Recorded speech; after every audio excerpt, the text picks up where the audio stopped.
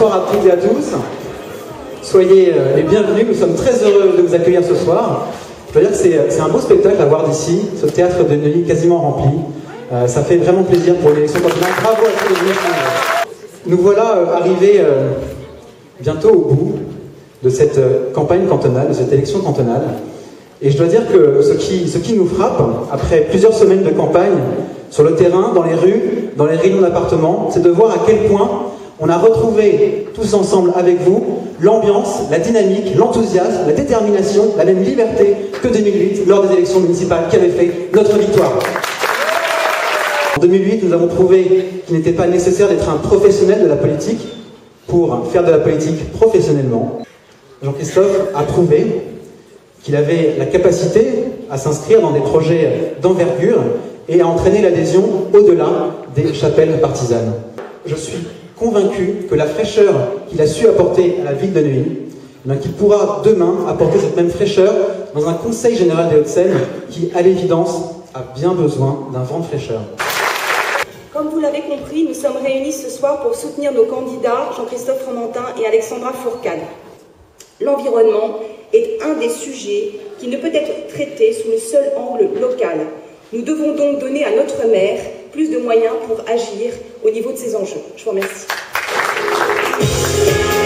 Il y a beaucoup de territoires partagés entre la ville et le département. Le plus important est celui de la voirie. Certaines voies sont propriété du département qui en assure de gros entretiens.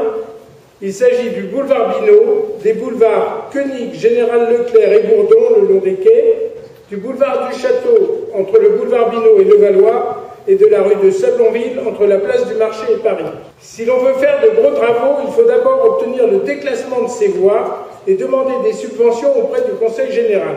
Pour le fonctionnement, la ville obtient du Conseil général des subventions dont le montant a malheureusement tendance à diminuer.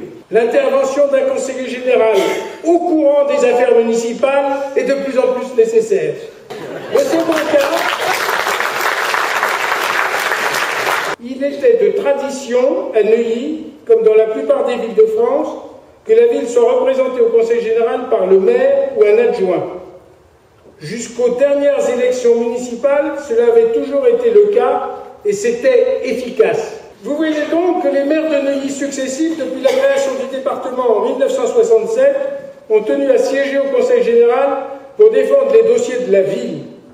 Il est tout à fait légitime que Jean-Christophe Fromentin suive de si bons exemples.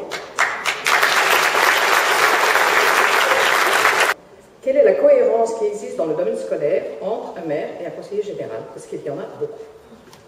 Alors chaque jour, bien entendu, Jean-Christophe Fromentin veille au bon fonctionnement de nos 18 écoles élémentaires, nos 3 collèges, nos 2 lycées.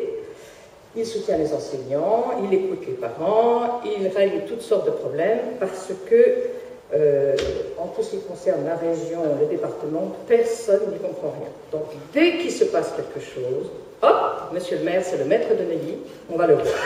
Alors, je vous précise, pour ceux qui l'auraient oublié, que tout ce qui touche les écoles est du ressort de monsieur le maire, le collège, le conseil général, et le lycée, la région. Comment voulez-vous que les gens s'y retrouvent? Les administrés, ils connaissent qui? Monsieur le maire. Donc, au moindre incident, hop, à la mairie. Donc, autant immédiatement élire monsieur le maire au conseil général. Il est légitime, nécessaire pour le maire d'être présent au conseil général pour nous permettre aussi d'être plus efficaces à votre service. Il n'est pas de domaine, que ce soit l'urbanisme, le sport, la culture, le soutien au monde associatif, qui ne fasse pas appel à des cofinancements, lorsqu'il y a financement de la ville, un cofinancement du conseil général.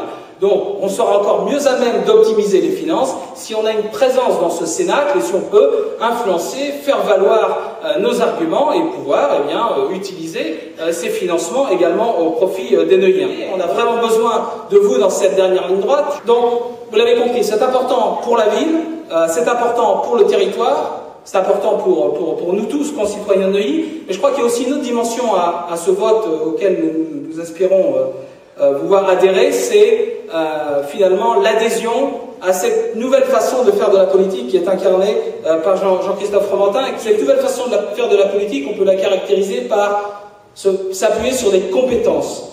s'ouvrir au talent et déployer une gouvernance exemplaire.